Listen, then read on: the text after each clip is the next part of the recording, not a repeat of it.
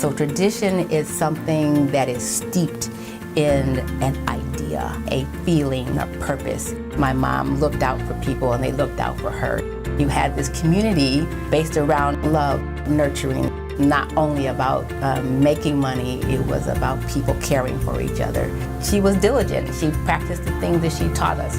If you believe in yourself and you have integrity and you have the drive and you're willing to work hard, sky's the limit.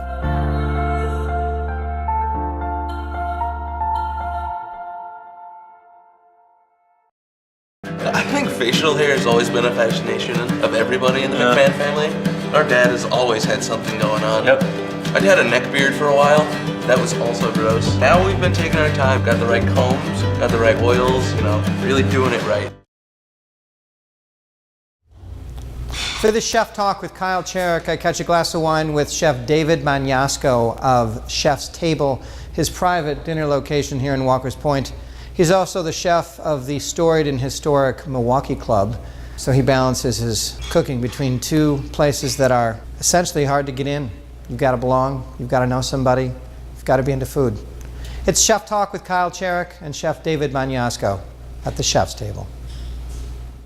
So you have this Janus-faced experience as a chef in town because you're the chef of a private club, the Milwaukee Club, previously III, right? Yeah. Yeah. And then you've got this thing, which is like a private locale, gotta know you, gotta find it on social media, and then you do kind of a pop-up once a month, essentially. Right. How do you balance the members and they want their steak and their this, and then your creativity here, but I mean, you're married, you have a daughter, you have a life, Yes. theoretically. Right. I love it. It's a great life. How do you split those hairs? It's tough. The Milwaukee Club, it's the most exclusive club in town. Right. It's fantastic. We're breakfast, lunch, and dinner there 5 days a week. We don't operate on the weekends. It's not a huge dining room. We're not doing these big weddings and things like that. They don't really want that there anyway. We have a great staff there. I rely on them a lot.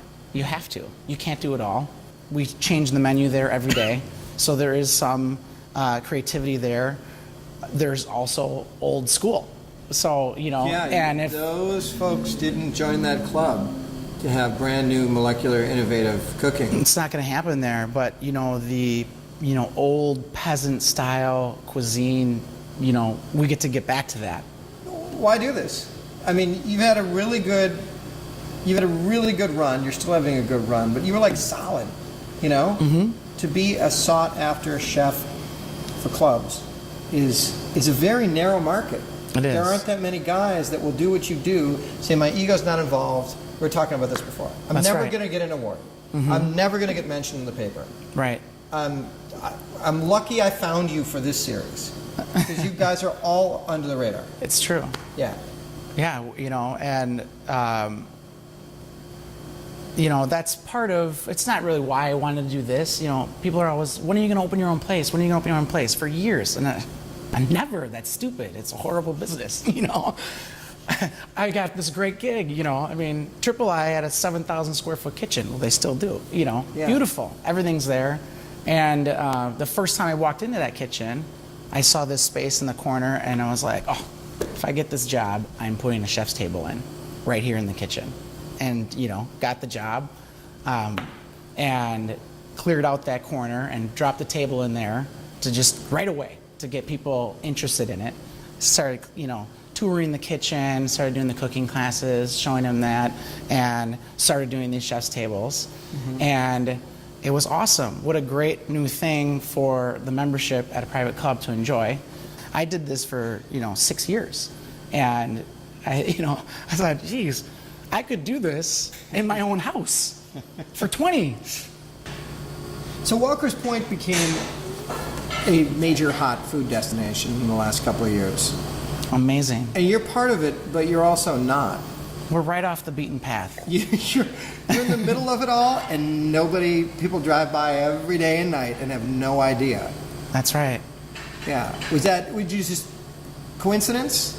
Or were you hoping you like this was the ideal neighborhood versus? We're driving all over. We're looking in Bayview and the East Side. There's some stuff. It had to be a big dining room, so we were originally looking at homes. Right. And it was important that we lived in the space as well. That was part of the concept. Mm-hmm. And kept driving through Walker's Point, and all these great restaurants are popping up, and this is a year ago we were looking, and kept driving past this place. What about this place? Mm-hmm. It's a warehouse. It was a warehouse. It's 101 years old. Beams and the brick had 11 coats of paint on them, so what a nightmare sandblasting. We're living here for that, and my wife and daughter said, "We're out of here." Yeah, did you ever just come home from the club and say, "Why did I do this?" A lot of times, actually. It was scary. Yeah. Absolutely, and working with the contractors, and coming home and going, "God, I gotta pay for this," There's a bank of furnaces back there and all the HVAC stuff, and I was standing back there last night with a glass of wine looking at it going, geez, I'll pay for you at some point. You glad you did it? Mm-hmm.